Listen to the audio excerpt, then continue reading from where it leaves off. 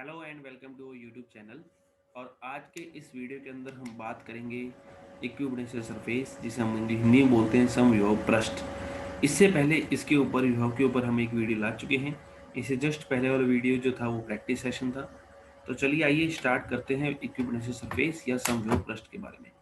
सो देखिए, नाम से ही पता है इक्विपोटेंशियल सरफेस मतलब कि ऐसा सरफेस जिसके हर पॉइंट पर जो पोटेंशियल होता है या जो विभव होता है वो क्या रहता है, सेम रहता है। जैसे मान लीजिए हमारा एक सरफेस है, तो ये हमने पॉइंट ए, ये बी, ये सी, कोई तीन पॉइंट उठाए, तो तीनों पॉइंट पर जो विभव है या जो पोटेंशियल है वो क्या है, सेम है। तो ऐसा विभव जिसके हर पॉइंट पर पोटेंशियल क्या रहता है, सेम रहता है, इसे हम समविभव पृष्ठ कहते हैं। अब इसके ऊपर क्वेश्चन कैसा आता है, इसके ऊपर क्वेश्चन आता है इसकी प्रॉपर्टीज के ऊपर। सो properties of equipotential surface.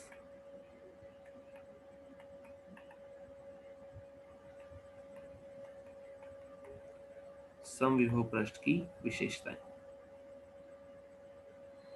Okay, तो देखिए क्या प्रॉपर्टी है इसकी।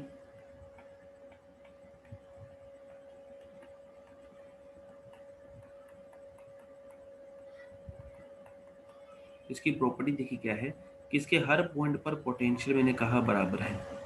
जब हर पॉइंट पर पोटेंशियल बराबर है, तो मैंने वीडियो नंबर 6 या 7 के अंदर एक बात बताई थी कि यदि आप एक आवेश को, एक चार्ज को एक पॉइंट से दूसरे पॉइंट तक लेके जाते हो, तो उसके लिए वर्क डन का फॉर्मूला होता है Q naught into V final minus V initial.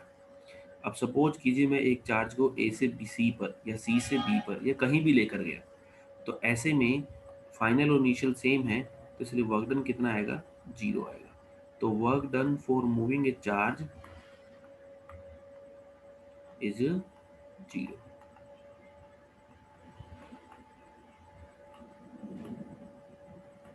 ठीक है, किसी आवेश को एक बिंदु से दूसरे बिंदु तक ले जाने में किया गया जो कार्य होता है वो क्या होता है, जीरो होता है। ये होता है हमारे पास पेज नंबर 1। नेक्स्ट देखिए, अब हम आगे बात करते हैं पेज नंबर 2 के ऊपर चर्चा करते हैं। तो पेज नंबर 2 देखिए क्या आता है इसके अंदर, सेकंड क्वेश्चन क्या आता है। तो सेकंड क्वेश्चन इसके अंदर आता है, सेकंड जो प्रॉपर्टी इसके अंदर आती है कि they can not intersect each other.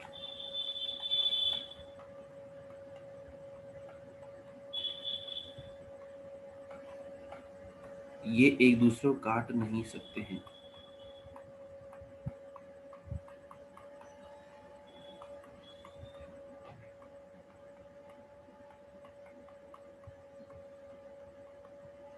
ठीक है, क्यों नहीं काट सकते।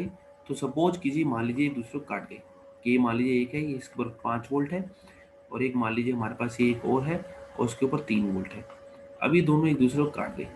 जैसे ही दूसरे कट करे, तो क्या अब ये समविभव पृष्ठ रहा, क्या अभी इक्विवेलेंट सरफेस रहा, आंसर नहीं रहा। क्यों, यहाँ तो हो गया 5 और यहाँ बीच वाले सेक्शन पर हो गया कितना, 8, और यहाँ फिर से हो गया 3, तो इसलिए दूसरे काट नहीं सकते। नेक्स्ट आती है तीसरी नंबर प्रॉपर्टी। तो देखिए तीसरी नंबर प्रॉपर्टी क्या आती है इसकी। तो तीसरी नंबर प्रॉपर्टी आती है कि इसके किसी भी बिंदु पर, मतलब जो इलेक्ट्रिक लाइंस होती हैं,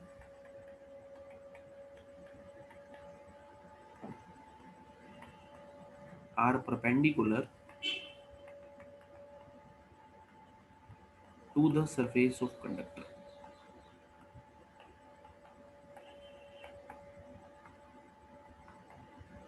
ठीक है, यह सरफेस ऑफ इक्विपोटेंशियल सरफेस।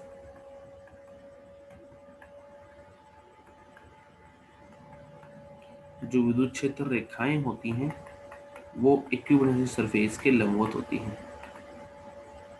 समविभव पृष्ठ के लंबवत होती हैं।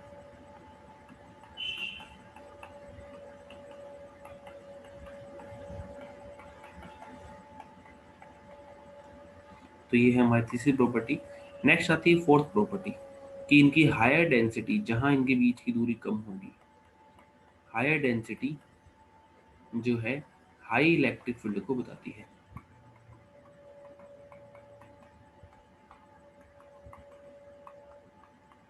जैसे यदि मैं एक बना के दिखाऊं, तो मान, हालांकि बनाने का कभी नहीं आएगा क्योंकि एमसीक्यू है, तो आपको डायरेक्ट बना हुआ देगा, तो बनाने में कभी नहीं पूछा जाएगा।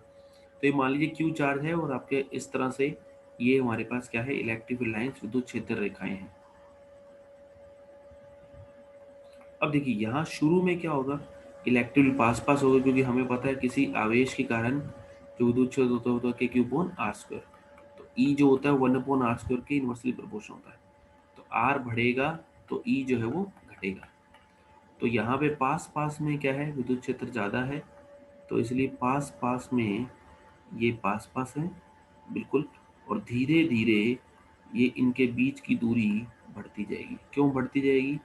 क्योंकि दूर जाने पर विद्युत क्षेत्र क्या होता जा रहा है, कम होता जा रहा है। तो जो मैंने पिंक वाले बताए हैं ये क्या है, ये है हमारे पास समविभव पृष्ठ, जिसे आप कहते हैं इक्वी पोटेंशियल सरफेस।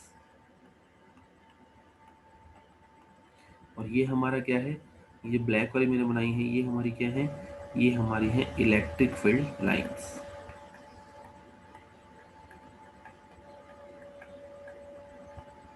ओके, तो ये हमें यहाँ ध्यान रखना है। So this is the page number 3 of today lecture. Next देखिए क्या आता है। नेक्स्ट आता है हमारे पास समविभव पृष्ठ के बाद some important points regarding conductor.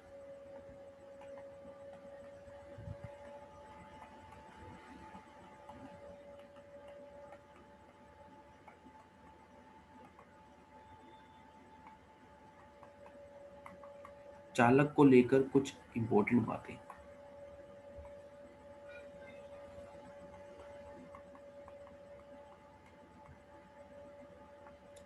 चालक से संबंधित कुछ बातें।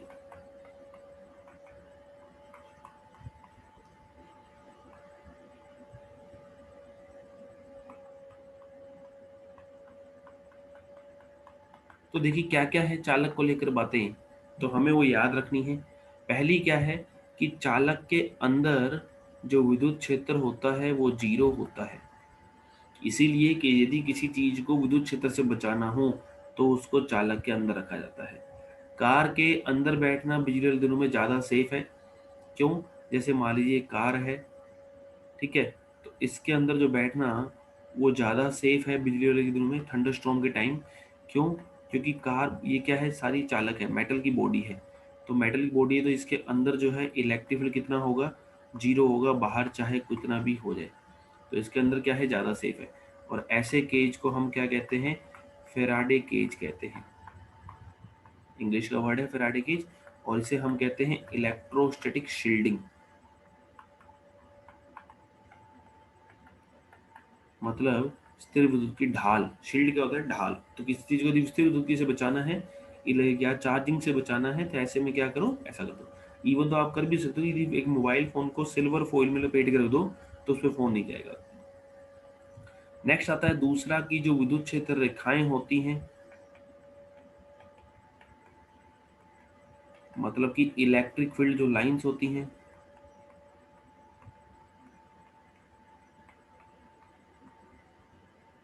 आर परपेंडिकुलर, मतलब लंबवत होती हैं।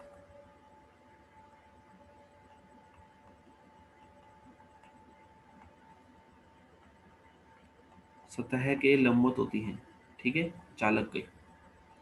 तीसरा आता है चालक के अंदर जो वी रहता है वो नियत रहता है। जो वी इनसाइड होता है वो क्या रहता है, नियत रहता है। चालक के अंदर विभव जो है वो नियत रहता है। मतलब चालक भी एक क्या है, समविभव पृष्ठ होता है। चालक के अंदर विभव नियत रहता है, तो इस चीजों को आप याद रखिए। नेक्स्ट आता है हमारे पास फोर्थ पॉइंट कि चालक के अंदर जो विद्युत क्षेत्र होता है सतह पर वो सिग्मा बटे एप्सिलॉन 0 एन कैप होता है।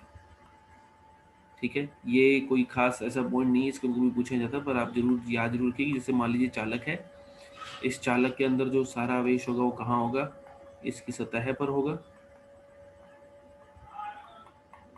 तो सतह पर होगा तो इसके अंदर जो विद्युत क्षेत्र होगा वो लंबवत होगा, और सतह पर और कितना होगा, वो होगा सिग्मा बटे एप्सिलॉन 0, सॉरी सिग्मा बटे एप्सिलॉन 0 एन कैप होगा। ठीक है। पांचवा, चालक के अंदर या चालक का सारा आवेश, संपूर्ण आवेश इसके सतह पर होता है।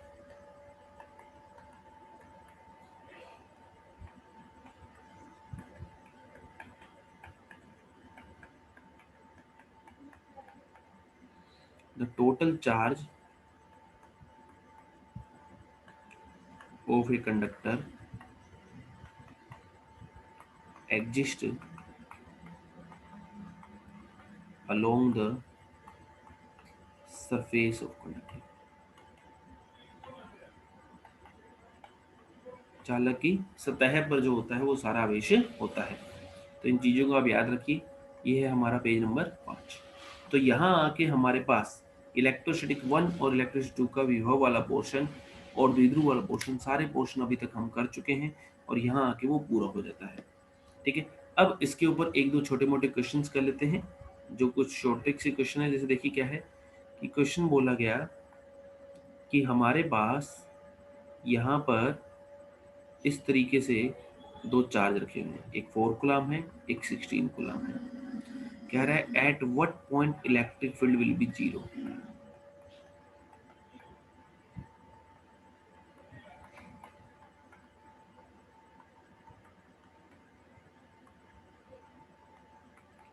किस बिंदु पर विद्युत क्षेत्र जीरो होगा।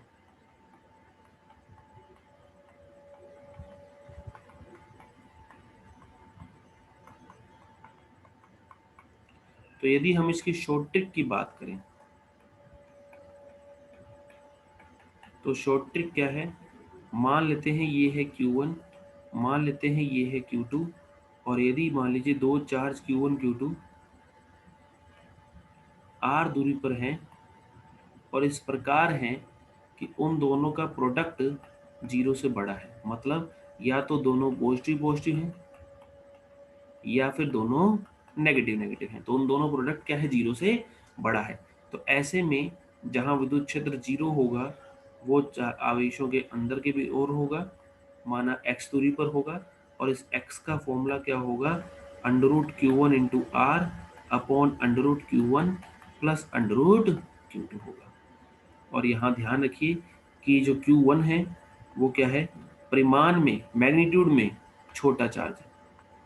ठीक है, इस बात का खास ध्यान रखें कि जो हमारे पास आवेश Q1 है वो क्या है, छोटा है किससे, Q2 से। ठीक, चलिए, तो ये हमारे पास इस तरह की बात रहेगी। नेक्स्ट हम क्या आता है, देखिए नेक्स्ट आता है इसी के अंदर ही, आगे हम यदि बात करें तो ये होगा रूट Q1 जो है। अब हमारे जो क्वेश्चन उसकी चर्चा करते हैं। तो देखिए हमारे क्वेश्चन में एक क्या है 4 कूलम, एक क्या है 16 कूलम, और दोनों के बीच की दूरी मान लीजिए हम कर देते हैं 16 मीटर या 16 सेंटीमीटर, डजंट मैटर। तो हमें क्या निकालना है, किस बिंदु पर विद्युत जीरो होगा, विद्युत क्षेत्र जीरो होगा। तो मैंने क्या कहा था, जब दोनों सेम प्रकृति होंगे तो दोनों के बीचों बीच होगा, मतलब दोनों के बीच में होगा मिलन वाली। तो x का फॉर्मूला आएगा under root Q1 into r upon under root Q1 plus root Q2। तो Q1 क्या है, Q1 है हमारे पास छोटे वाला चार्ज, तो छोटे वाला चार्ज कौन सा है, 4 है, तो अंडर रूट 4। आर कितना है, मान लीजिए आर है 16 सेंटीमीटर, तो आर आ जाएगा 16 centimetre upon under root Q1 4 plus under root Q2 16। X कितना आएगा, 4 का रूट आ जाएगा 2, 16 अपॉन 2 प्लस 4। तो हमारे पास यहाँ से x कितना आएगा, 2 इंटू 16 अपॉन 2 प्लस 4 कितना आएगा 6, तो x कितना आएगा 16/3, ये आंसर होगा। तो ऐसे में आपको कुछ भी करने की जरूरत नहीं, डायरेक्ट आप ये शॉर्ट ट्रिक यूज कर सकते हैं। So this is the page number 7 of today lecture. Next आता है हमारे पास, देखिए क्या नेक्स्ट आता है, अब अगला केस। इस बार एक क्या है 4 कूलम का चार्ज है और एक क्या है -16 कूलम का चार्ज है, और दोनों के बीच की दूरी कितनी है, अगेन 16 सेंटीमीटर है। तो वही पॉइंट क्वेश्चन है कि फाइंड द पोजीशन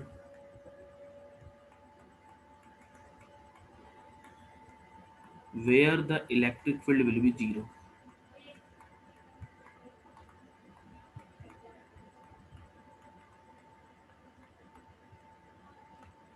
वह स्थिति ज्ञात करें जहां पर इलेक्ट्रिक फील्ड या विद्युत क्षेत्र शून्य होगा।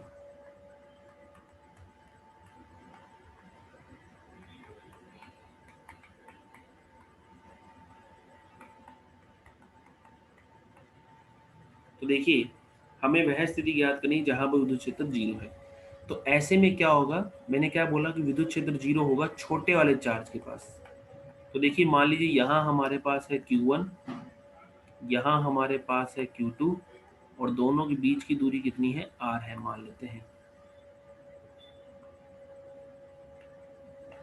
और अभी जो हम केस करने जा रहे हैं वो क्या है, Q1 into Q2 less than zero है। लेस देन जीरो मतलब या तो एक प्लस है और एक माइनस है तब लेस देन जीरो आएगा, या फिर एक माइनस है दूसरा प्लस है फिर लेस देन जीरो आएगा। मतलब कि Q1 व Q2 are of opposite nature, दोनों विपरीत प्रकृति के आवेश हैं।